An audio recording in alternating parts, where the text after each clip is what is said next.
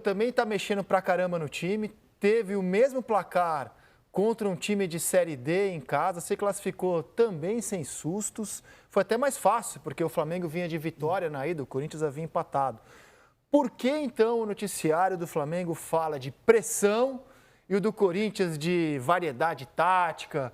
Por que, hein, Caevo? O senhor que é o responsável pelo noticiário do Flamengo, explique isso pra gente. Bem-vindo ao Seleção, Caê.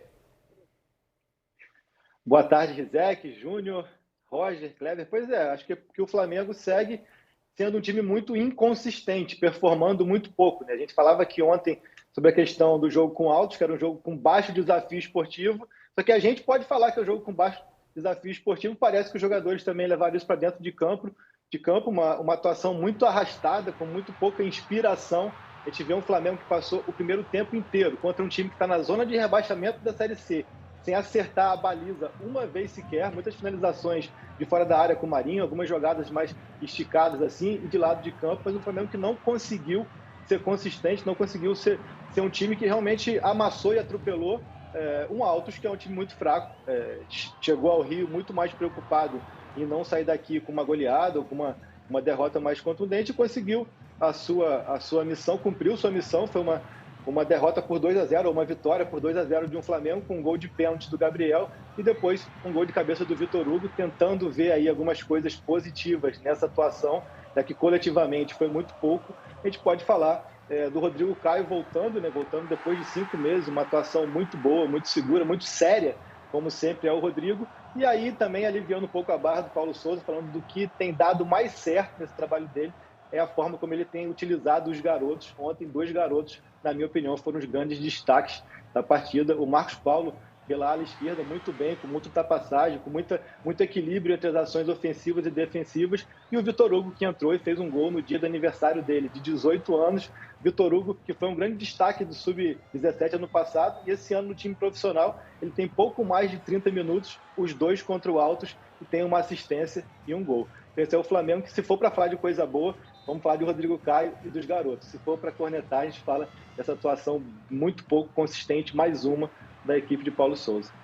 Mas, Caê, eu te pergunto, o fato de o Paulo Souza estar rodando o elenco, estar testando, aí você está vendo o gol do Vitor Hugo. Eu não entendo o Paulo, por exemplo, agora ele tem usado o Diego, quase sempre, né? Novamente. Ele usou o Diego lá contra o Atlético Mineiro, aí foi uma cornetagem, aí ele deu uma descansada do Diego e agora ele volta a usar o Diego. E volta a usar numa posição que o Diego já não joga há 3 anos, que o Diego não consegue jogar mais. O Diego não tem força, não tem explosão. Para jogar na meia hoje, encaixotado, você tem que sair da marcação com força, agilidade. O Diego não tem isso mais. Você está tirando tudo aquilo que o Diego pode oferecer hoje no time de futebol, que é jogar por trás. Ele tem ritmo, ele vai no mesmo ritmo sempre. Para você jogar num meia mais avançado, você tem que ter mudança de ritmo. Você tem que mudança de direção. Você tem que parar, arrancar, girar. O Diego não consegue fazer mais isso. E ele tem utilizado toda hora o Diego nessa função. Concordo com você. Começou na temporada, inclusive, com o Diego ali nessa função, sim, retrocedeu e voltou a utilizar. E agora voltou de novo. Todo mundo. Aí é que eu falo que pede também para ser criticado, porque todo mundo enxerga. Será que ele não enxerga? Será que ele não está vendo nos treinamentos? Ou nos treinamentos de uma maneira diferente, que o Diego entrega alguma coisa que a gente não vê no jogo? Eu acho que você respondeu a pergunta que eu ia fazer ao Caê.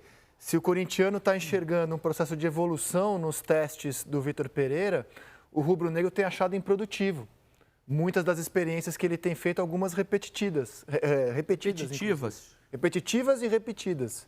Acho que é por aí. O que você acha, Caê?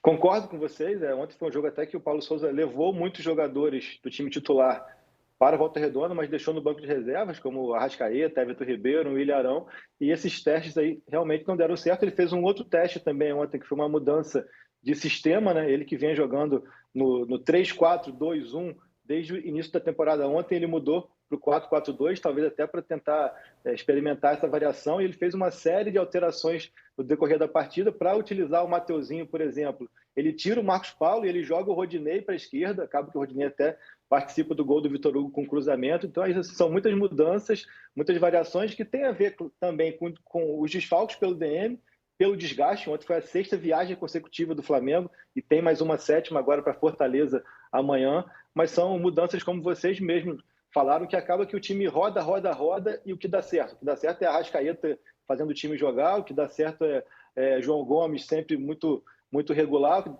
dá certo é Gabriel metendo gol. Então, assim, acaba que poucas novas alternativas que surtiram efeito até aqui, né?